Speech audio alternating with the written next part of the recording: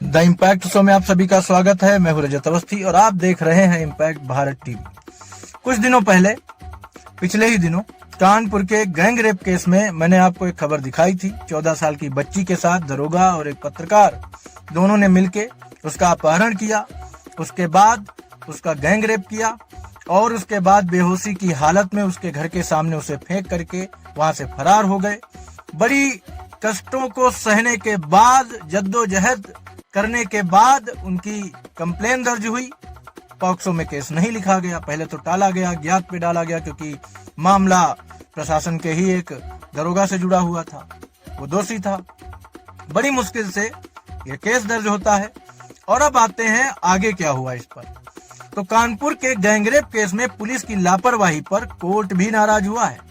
5 जनवरी की रात को गैंगरेप होने के बाद 8 जनवरी को पीड़िता को कोर्ट लाया गया। यहाँ पहले तो 3 घंटे तक पुलिस जांच अधिकारी ही नहीं पहुंचे। पीड़िता रूम के बाहर ही बैठी रही।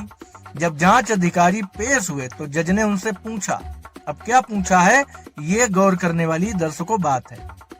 जज ने पूछा कि लड़की 14 साल की है, मगर आपने पॉक्सो एक्ट में मुकदमा दर्ज ही नहीं किया है, तो पहले जाइए पॉक्सो में FIR दर्ज करिए, तब पीड़िता के बयान दर्ज कराने आइएगा। कोर्ट को बताना पड़ रहा है, कोर्ट को बताना पड़ रहा है भाई प्रशासन को कि कौन सी धारा लगानी है, कौन से एक्ट के तहत मुकदमा दर्ज होगा। कोर्ट की नाराजगी के बाद पीड़िता के बयान दर्ज नहीं हो सके। पुलिस पीड़िता को नोएडा नंबर की लाल रंग की कार में बैठा करके चली गई। पुलिस ने क्यों पॉक्सो एक्ट में मुकदमा नहीं लिखा, इसका जवाब पीड़िता के भाई ने दिया है। उसने बताया कि आरोपी खुद विभाग में दरोगा है, इसलिए जानबूझ करके केस को हल्का किया गया। और ये सच्चाई दिख रही है भाई, दिख रहा है ये।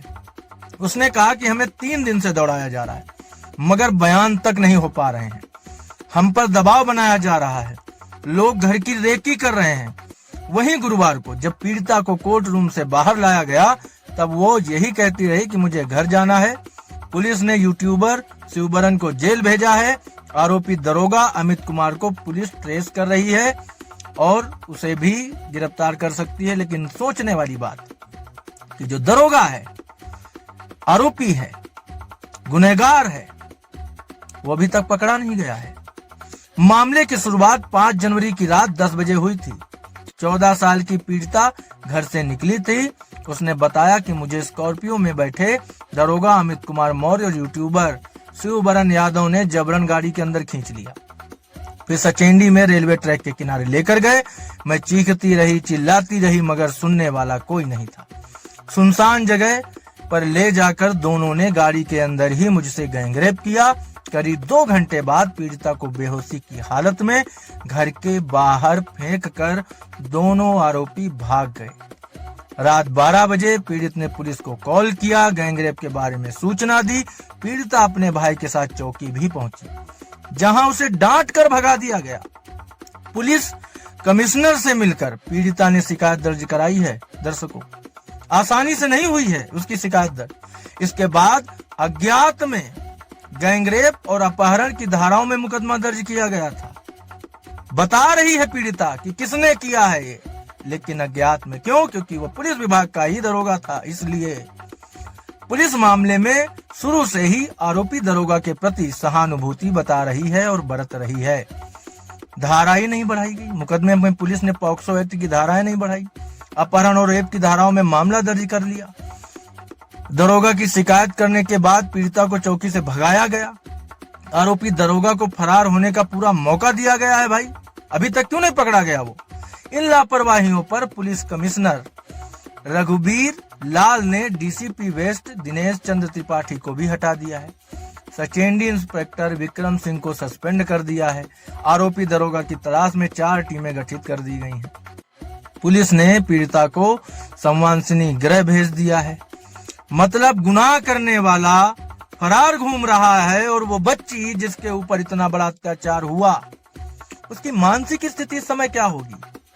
उसको घर वालों की जरूरत है, लेकिन नहीं, वो घर नहीं जा सकती, बल्कि वो दरोगा भी फरार घूम रहा है। रेप होने के तीसरे दिन 3 दरोगा महिला कांस्टेबल के साथ पीड़िता बयान दर्ज कराने के लिए अपर सिविल जज जूनियर डिवीजन प्रथम की कोर्ट में दोपहर करीब 12 बजे पहुंची। 3 घंटे तक पीड़िता कोर्ट में बैठी रही, लेकिन मामले के जांच अधिकारी सुभाष चंद्र कोर्ट नहीं पहुंचे। करीब 3:30 बजे दरोगा कोर्ट पहुंचे, लेकिन मुकदमे में पॉक्सो एक्ट की धाराएं ही नहीं बढ़ाई गई थी, जिस पर कोर्ट ने जांच अधिकारियों को कड़ी फटकार लगा दी और धाराएं बढ़ाकर पीड़िता के बयान दर्ज कराने के आदेश दिए गए हैं। मतलब अब कोर्ट बता रहा है कि कौन सी धाराएं आप लगाओ। इसके बाद शाम करीब 4:30 बजे पुलिस कड़ी सुरक्षा में पीड़िता को लेकर कोर्ट से निकली, जहां मीडिया कर्मियों ने उससे बात करने का प्रयास किया, लेकिन पुलिस ने बात नहीं करने दी। पीड़िता सिर्फ यही कहती रही कि मुझे घर जाना है, मुझे कहीं और मत भेजिए। इसके बाद भी पुलिस महिला थाने के पास खड़ी लाल रंग की नोएडा नंबर की कार से पीड़िता को लेकर के वहां से निकल गए। पूरे घटनाक्रम के बाद पीड़िता का भाई बिफर पड़ा। पुलिस के तौर तरीकों से परेशान होकर के उसने कहा, पुलिस अपने डिपार्टमेंट के दरोगा को बचाने का काम कर रही है। मेरी बहन को 3 दिन से दौड़ाया जा रहा है, 2 दिन से मुझे दौड़ाया जा रहा है।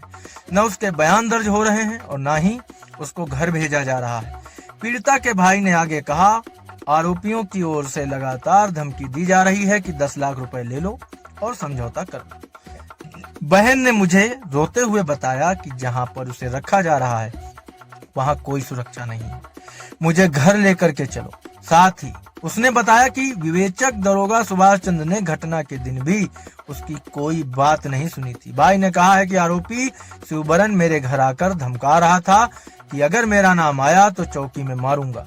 मेरी बहन इस लड़के को पहचान गई है, तो वो कह रहा है कि झूठा फंसाया जा रहा है। शिवबरन और दरोगा ने मेरी बहन के साथ गलत हरकत की है, पता नहीं क्या चल रहा है। मेरी बहन न खा रही है, न पी रही है, न पुलिस वाले उसे घर भेज रहे हैं, न मेरी माँ है, मेरे बाप अपाहज हैं, पता नहीं क्या चल रहा है। मतलब उस बच्ची का बाप भी अपाहिज है, कोई उसके साथ नहीं है, परेशान है।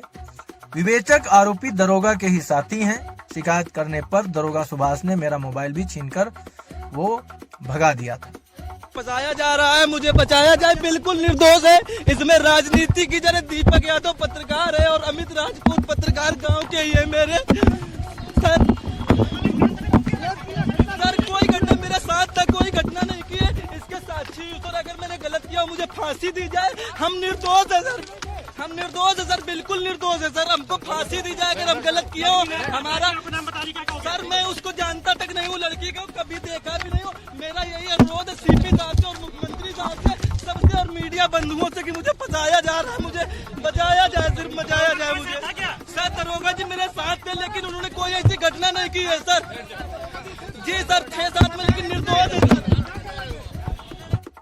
शंकर नगर का ये मामला है और बहन हमारी शौच के लिए गई होगी, तो भैया हमारा जो है रात में ड्यूटी करता है 8 बजे से सुबह 8 बजे तक रहती है। उस दिन उसकी छुट्टी लमसम वही 10:45 के लमसम हो गई है रात में। तो वो घर आया, घर आके उसने देखा कि दोनों बहनों को सो रही हैं या नहीं, तो उसमें एक बहन हमारी छोटी वाली नहीं थी। तो जब छोटी वाली बहन नहीं थी तो हम लोगों ने उसको ढूंढना स्टार्ट कर दिया कि भाई कहाँ गई। जब ढूंढा गया तो पता चला कि कहीं नहीं दिखी। तो हम लोगों ने रोड पे जब खड़े होकर के देखा तो एक स्कॉर्पियो थोड़ा दूर खड़ी थी और पल्सर बाइक एक काफी दुकान दूर पे खड़ी थी। तो हम लोगों ने काफी देर तक रोड पे इंतजार किया, फिर देखा कि आधे घंटे बाद वो गाड़ी हमारे घर के पीछे आकर के स्कॉर्पियो ब्लैक कलर की खड़ी हुई और उसी के पीछे एक अपाची बाइक जो लड़का था वो भी लेकर के आया। वो लड़का जब लेके आया उसी गाड़ी में वो भी बैठ गया। तो ये हुआ कि हम डाउट हुआ कि हमारी बहन कहीं गाड़ी में तो नहीं है। तो हमने देखा कि गाड़ी में लाइट जला के तो चेक किया तो उसमें नहीं थी। तो उसमें जो एक पुलिस वाला भी था और उसके साथ एक पत्रकार शिवरन नाम का लड़का था वो भी मौजूद था, वो दोनों लोग थे। तो हमने उनसे पूछा कि भैया हमारी क्या मतलब, हमने पूछा यहाँ क्या कर रहे हो भैया आप? तो उन्होंने बताया कि आप क्या कर रहे हो। उसमें पुलिस वाले ने बोला उतर के आऊं क्या? हमने कहा नहीं भैया हमारी बहन खो गई, हम उसी को ढूंढ रहे हैं। तो उन्होंने बोला कि जाओ जाओ। वो फिर हम घर चले गए, वहां देखे कि गाड़ी वो 1 घंटे तक वहीं पे खड़ी रही। दोनों लड़के वहीं पे मतलब मौजूद थे, अपाची बाइक स्कॉर्पियो के पीछे खड़ी थी और वो लड़के दोनों में गाड़ी में थे। एक पुलिस वाला था और शिवरन नाम का लड़का उसी में बैठा था। फिर इसके बाद आधे घंटे 45 मिनट बाद जब हमारी बहन घर कहीं से आई तो हमने उससे पूछा कि बिट्टी कहाँ गई थी रात में। तो उसने बताया कि हमारे साथ मतलब भैया हम शौच के लिए गए थे, हमें पीछे से मुंह दाब के हमें गाड़ी में बैठा लिया गया। गाड़ी में बैठाने के बाद हमको रेलवे लाइन किनारे कहीं ले गए। फिर ले जाने के बाद हमारे साथ दोनों लोगों ने गलत संबंध बनाया। गलत संबंध बनाने के बाद उसको इतना धमकाया गया कि घर जाओगे अगर किसी से बताते हो तो तुम्हें जान से मार दिया जाएगा। फिर हमने तुरंत 112 नंबर पे रात में कॉल किया। प्रशासन हमारे घर गई, बिट्टी से हमारे कुछ पूछताछ किया, हमसे भी पूछा गया। इसके बाद हम सुबह चौकी 11 बजे बुलाया गया। सुबह चौकी जब हम 11 बजे गए हैं तो लड़का जो था शिवरन नाम का वो लड़का था मौजूद वहीं पे। तो जब हमारी बहन ने उसको देखा तो उसने हमसे बताया कि ये भैया यही लड़का है। तो हमने बताया कि यही लड़का था क्या? तो बोली हाँ भैया इस लड़के ने हमारे साथ मतलब गलत हरकत की है भैया, यही लड़का है, हम पहचान गए। नाम तो वो जानती नहीं थी क्योंकि कभी उसने उसको देखा ही नहीं था, लेकिन इतना जानती थी कि वो बगल के लल्लू का भतीजा है। देखिए, सचेडी में एक बालिका के साथ जो कि नाबालिग है उसके साथ गैंगरेप का एक मामला प्रकाश में आया था। इसमें 2 लोगों के नाम प्रकाश में आए हैं, जिसमें से एक स्थानीय जो है वो यूट्यूबर है और दूसरा जो है स्थानीय वहाँ पे पुलिसकर्मी था। जो एक व्यक्ति है उसको गिरफ्तार कर लिया गया है। जो पुलिस का कर्मी है वो फरार है। उसके लिए 4 टीमें बनाई गई हैं, लगातार दबिशें दी जा रही हैं। जो बालिका है उसका मेडिकल कराया जा चुका है, उसका माननीय न्यायालय में उसका बयान कराया जा रहा है और आवश्यक विधिक कार्रवाई की जा रही है। पीड़ित पक्ष का कहना है कि कुछ धमकियां जो आरोपी हैं उनकी तरफ से पुलिस को मिला है, क्या इस पर कोई सूचना आपको इस पर कुछ कार्रवाई? देखिए, जो भी पीड़ित है अगर उसको कोई धमकाने का प्रयास करता है या किसी प्रकार की कानूनी कार्रवाई में कोई बाधा उत्पन्न करता है तो उनके खिलाफ हम लोग कठोर कार्रवाई करेंगे। एडीसीपी वेस्ट कपिल देव सिंह ने बताया कि पीड़िता का मेडिकल कल्याणपुर सीएचसी में कराया गया था, जिसकी रिपोर्ट में रेप की आशंका जाहिर की गई है। विस्तृत जांच के लिए स्लाइड्स बनाकर लैब भेजी गई हैं। साथ ही दरोगा की बरामद स्कॉर्पियो की भी फॉरेंसिक जांच कराई गई है। जांच में यह भी सामने आया कि घटना के समय 20 मिनट तक आरोपी दरोगा मौके पर था। वहीं मामले में आरोपी शिवरन यादव जो यूट्यूबर है उसको आज जेल भेजा गया है। जेल जाने के दौरान आरोपी ने कहा कि मैं निर्दोष हूं, अगर गलत किया हो तो मुझे फांसी दी जाए। दरोगा जी और मैंने कोई रेप नहीं किया है, मैं पीड़िता को पहचानता भी नहीं हूं। इस पूरे प्रकरण में एडीसीपी वेस्ट कपिल देव सिंह ने बताया है कि मुकदमे में पॉक्सो एक्ट की धाराएं नहीं बढ़ने की वजह से गुरुवार को पीड़िता के बयान दर्ज नहीं हो सके। तो भाई साहब, ये धाराएं कौन बढ़वाएगा? कोर्ट बढ़वाए? कोर्ट ने कह दिया है अब बढ़ा दो। विवेचक के देरी से कोर्ट पहुंचने की बात पर उन्होंने कहा कि मुझे इस तरह की कोई जानकारी नहीं है। अगर विवेचक देरी से कोर्ट पहुंचे हैं तो उन पर भी कार्रवाई की जाएगी, मतलब इनको जानकारी ही नहीं है। मामले की पूरी जांच सेकेंडरी इंस्पेक्टर दीनानाथ मिश्रा को सौंपी गई थी। अब आप बताओ, विभाग कहता है कि मुझे यही जानकारी नहीं है, क्या जिम्मेदारी निभा रहे हैं ये लोग? एडीसीपी वेस्ट ने बताया कि आरोपी शिवरन की गिरफ्तारी होने के बाद दरोगा अमित कुमार मौर्य को आशंका हो गई कि उसकी गिरफ्तारी हो सकती है। उसने अपने दोनों मोबाइल स्विच ऑफ कर लिए हैं। आरोपी की आखिरी लोकेशन बर्रा इलाके में मिली है। दरोगा महाराजगंज का रहने वाला है। वहीं गोरखपुर और मेरठ में उसके छिपने का अनुमान लग रहा है। यहाँ पुलिस टीमें भेजी गई हैं। पूरे प्रकरण में अब राजनीति तो होनी ही थी, सब लोग कर रहे हैं, लेकिन उन पर बात हम नहीं करेंगे क्योंकि ये मामला बेहद गंभीर है। कांग्रेस क्या कहती है, सपा क्या कहती है, मैं इस पर नहीं जाऊंगा। मैं तो आग्रह करूंगा कि उत्तर प्रदेश के मुख्यमंत्री माननीय योगी आदित्यनाथ जी इस पर कुछ बयान दें और उन्हें देना भी चाहिए। ये बहुत गंभीर मामला है और उनकी ओर से एक्शन होना चाहिए। अपने अधिकारियों को उनको निर्देशित करना चाहिए कि इसमें तुरंत तत्काल रूप से ये जो दरोगा फरार है अमित कुमार, इसको तुरंत गिरफ्तार करके कोर्ट में पेश करना चाहिए और जो भी दोषी हैं इस पूरे मामले में उन पर कठोर कार्रवाई हो। फास्ट ट्रैक में ये मुकदमा चलाया जाए और कोई भी दोषी बख्शा न जाए, क्योंकि ये सिस्टम के लोग हैं, इन पर तो और भी कड़ी कार्रवाई होनी चाहिए। क्योंकि भरोसा तो पुलिस पर वैसे भी जनता नहीं करती है। इस मामले के सामने आने के बाद पुलिस प्रशासन पर सवाल उठने लाजमी हैं, लेकिन हम उम्मीद करते हैं कि ये उत्तर प्रदेश का मामला है, सीएम वहां के योगी आदित्यनाथ जी हैं, वो इस पर कठोर कार्रवाई करना सुनिश्चित जरूर करेंगे। कोर्ट से यही उम्मीद करते हैं कि इस बच्ची को न्याय मिले, जो भी दोषी हैं उन पर सख्त कार्रवाई होनी ही चाहिए और होनी ही होगी, करनी पड़ेगी। इन दोषियों को बख्शा नहीं जाना चाहिए, जल्द से जल्द इन्हें सजा मिलनी चाहिए और उस बच्ची को अब और परेशान न करते हुए उसके घर भेजा जाए उसे जल्द से जल्द। जो भी फॉर्मेलिटी है, जो भी जांच है, वो सब फटाफट करके उसे भी उसके घर भेजा जाए। अब उसे और परेशान न किया जाए, क्योंकि ऐसी स्थिति में कोई भी हो उसे अपनों की जरूरत होती है।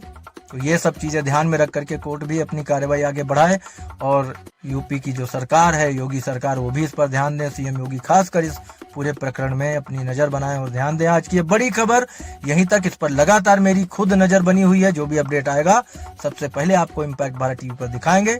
अभी के लिए इतना ही, मिलते हैं आपसे फिर एक और बड़ी खबर के साथ। तब तक आप देखते रहिए इम्पैक्ट भारत टीवी। आप देख रहे हैं इम्पैक्ट भारत टीवी।